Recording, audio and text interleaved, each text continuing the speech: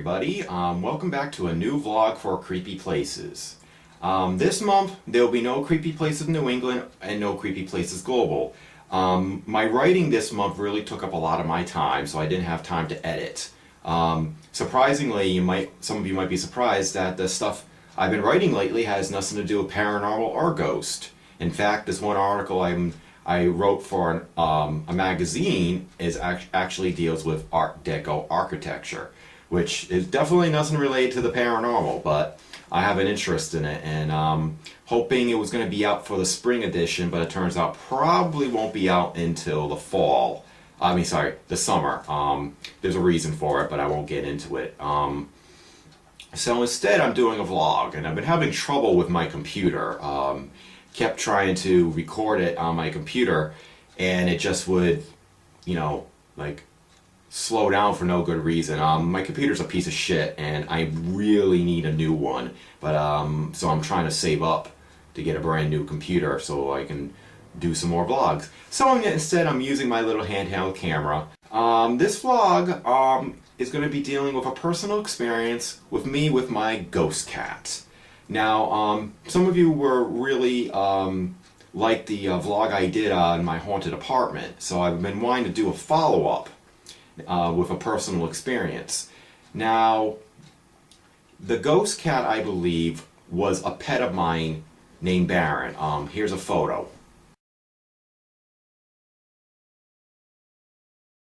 Now, Barren died about 15 years ago, but he was like my buddy. We were like inseparable. I had him when I was a little kid, and he came with me when I moved, but like all good animals, when they reach a certain age, they have to pass on to the great beyond. Now, he did not die in my haunted apartment. I lived in 2 apartments before that, but for some reason he only showed up in the haunted apartment.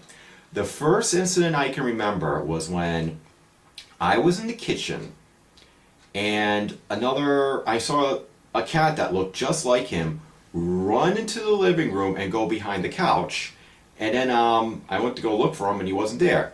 Now, before you might ask, some of you may know my cat Joey.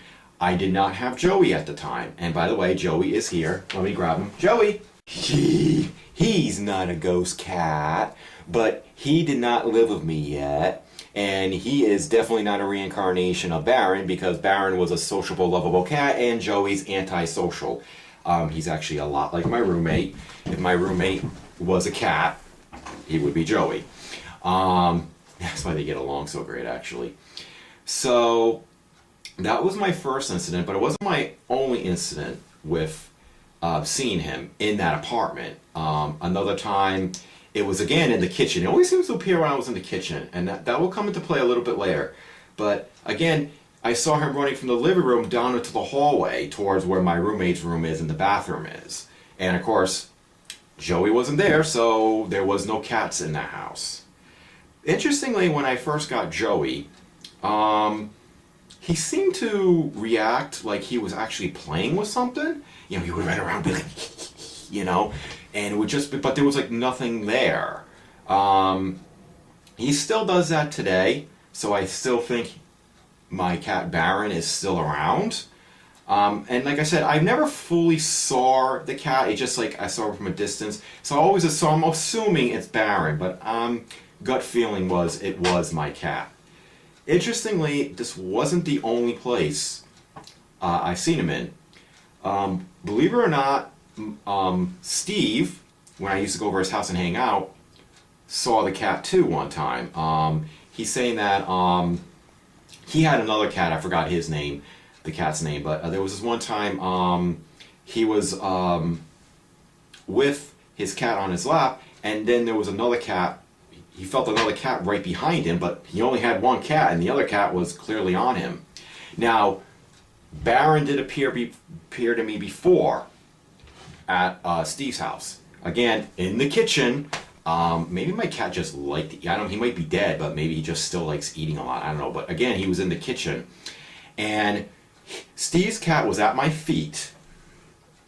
But then there was like a window. Okay, so I'm sitting here in the kitchen, cat's at my feet. I was making something, I don't remember.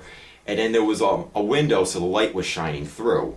and so you can see the sunlight on the ground, on the floor, and a shadow of a cat with his little tail sticking up was just like walking on by. Again, Steve's cat is by my feet, and there's no other cat, and so there's a shadow of a cat walking right on by me. So, and his cat acted like he was playing with something that wasn't there too. By the way, my cat Barren was a very sociable cat. He would love to play with other animals too, so it wasn't unusual.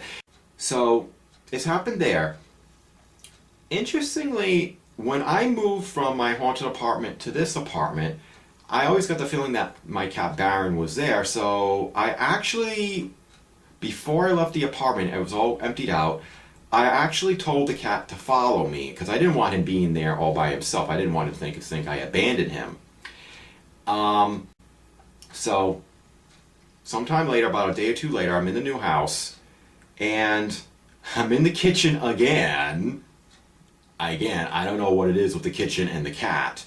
Now, there's a counter, and then there's the kitchen, there's a counter, and then I can see right into the dining room. Now, at the time, we just moving in, so there was boxes everywhere, and I remember there was a mirror leaning up against the counter area on the floor. As I'm walking around in the kitchen, now, Joey has not come into this house yet. He did not come in yet. I left him at a friend's house until more things were moved in and we were prepared for him. He came like sometime a little bit later, not too long later. And then, but there was another cat looking a lot like Barren, walking, say we're in the middle of the dining room, walking into the mirror. And I remember looking over the counter, saying, wow, where did that cat go?